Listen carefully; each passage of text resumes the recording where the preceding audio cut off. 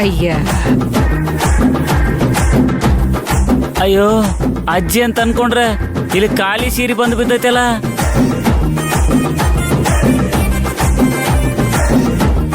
ಓ ಈ ಸೀರೆ ನಿನ್ನ ಒಣಗಾಕದಾಗ ನಾ ಎತ್ಕೊಂಬರಕ್ ಹೋದಾಗ ಗಾಳಿ ಕೆಳಗ್ ಬಿದ್ದಿತ್ತು ಇದಾದ. ಮತ್ತೆ ನೆನ್ನೆನೆ ಹೇಳ್ಬೇಕು ತಾನೆ. ಅಯ್ಯೋ ಮರ್ತು ಬಿಟ್ಟೆ ನಾನು. ಹಾಳಾದವನೆ ನಾಲಾಯಕ್ ನೀನು. ನೆನ್ನೆನೆ ಹೇಳಿದ್ರೆ ನೈಟೇ ಹೋಗ್ಬೋದಿತ್ತು ತಾನೆ. ಒಳ್ಳೆ ಬಕ್ರ ಮಾಡಿದ್ರಲ್ರಿ ನಮ್ಮನ್ನ. ಅಯ್ಯೋ ನಂಗೇನ್ ಗೊತ್ತು, ನಾ ರಾತ್ರಿ ಹೇಳಿಲ್ಲ ಒಂದ್ ಅರ್ಧ ತಾಸು ಕಾಯೋಣ.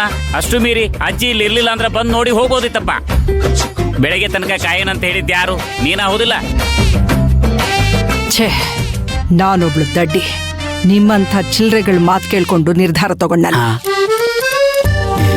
ತಿಳುವಳಿಕೆ ಇಲ್ದೇ ಇರೋ ನಿಮ್ ಹತ್ರ ಮಾತುಗಳನ್ನ ಕೇಳಿದ್ನಲ್ಲ, ಅದ್ ಗಿಡ ಅಂತ ಕಂಡಿಡಿಯಕ್ಕೆ ಆಗದೆ ಇರೋ ನಮ್ ಬುದ್ಧಿವಂತಿಕೆಗೆ ಯಾತ್ರಲ್ಲಿ ಹೊಡ್ಕೊಬೇಕು. ಎಲ್ಲೋ ಹಾಳಾಗಿ ಹೋದ್ರಿ, ಎಲ್ಲೋ ಎಲ್ರು.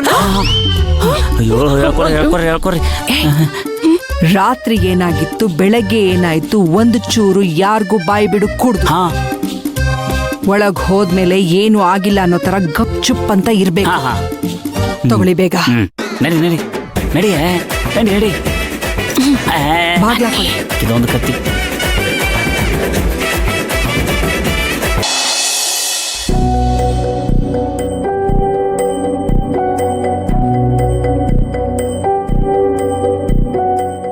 ಅಮ್ಮ, ಯಾಕಮ್ಮವ್ರೆ ದೇವ್ರ ಹತ್ರ ಬಂದು ನಿಂತ್ಕೊಂಡ್ಬಿಟ್ಟಿದ್ದೀರಾ? ಏನೋ ಬೇಡ್ಕೋತಾ ಇದ್ದೀರಾ? ಈ ಮನೇಲಿ ಏನೇನ್ ನಡೀತಿದೆ ಒಂದು ಅರ್ಥ ಆಗ್ತಿಲ್ಲ ಕಮಲಮ್ಮ. ಏನಾಯ್ತು ಅಮ್ಮವ್ರೆ? ಒಂದು ಪ್ರಾಬ್ಲಮ್ ಸಾಲ್ವ್ ಮಾಡ್ಬೇಕು ಅಂತ ಅನ್ಕೊಳ್ಳೋಷ್ಟ್ರಲ್ಲೇ ಇನ್ನೊಂದ್ ಪ್ರಾಬ್ಲಮ್ ಸ್ಟಾರ್ಟ್ ಆಗ್ತಾ ಇದೆ. ಅದೇನು ಅಂತ ನೋಡೋಷ್ಟ್ರಲ್ಲೇ ಇನ್ನೊಂದ್ ಪ್ರಾಬ್ಲಮ್ ಸ್ಟಾರ್ಟ್ ಆಗತ್ತೆ. ನೀವು ನೋಡದೆ ಇರೋ ಪ್ರಾಬ್ಲಮ್ ಅಮ್ಮವ್ರೆ. ತೊಂದ್ರೆ ನನಗಿಷ್ಟ ಆಗದೆ ಇರೋ ಶತ್ರುಗಳಿಂದ ಬಂದ್ರೆ ಪರವಾಗಿಲ್ಲ ಕಮಲಮ್ಮ, ಸಂಬಂಧಿಕರಿಂದಾನೇ ಬರ್ತಿರೋದು. ನಾವ್ ಎಷ್ಟೇ ಗಟ್ಟಿ ಇದ್ರೂ ನಮ್ ಸುತ್ತಮುತ್ತ ಇರೋರೇ ಸಮಸ್ಯೆ ಆದಾಗ ಒಂಟಿ ಅಂತ ಅನ್ಸತ್ತೆ. ಈ ಜೀವನನೇ ಸಾಕು ಅಂತ ಅನ್ಸತ್ತೆ. ನಂಬಿಕೆ ಕಳ್ಕೊಬಿಡಿ ಅಮ್ಮವ್ರೆ. ಈ ಶಾಂಭವಿ ನಮ್ ಕೈ ಬಿಡಲ್ಲ.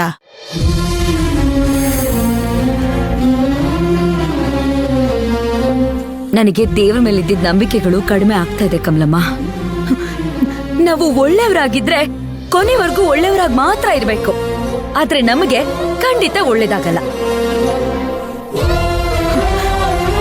ಎಷ್ಟೇ ಕಷ್ಟಗಳು ಬಂದ್ರೂ ಶಾಂಭವಿ ದೇವಿ ಇದಾಳೆ ಇದಾಳೆ ಅಂತ ಸಮಾಧಾನ ಪಡ್ತಾ ಇದ್ದೆ. ಈಗ ಅವಳ ಮೇಲಿದ್ದ ನಂಬಿಕೆನೂ ಕೂಡ ಕಡಿಮೆ ಆಗ್ತಿದೆ. ನನ್ನ ಪಾಲಿಗೆ ದೇವಿನೇ ಇಲ್ಲ ಕಮಲಮ್ಮ.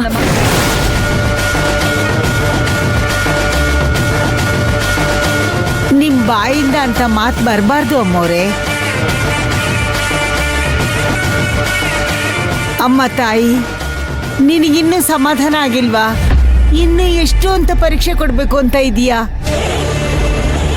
ಆ ಮಗು ಸೋತ್ರೆ ಅದು ನಿನ್ನ ಸೋಲಲ್ವಾ ಅಮ್ಮ?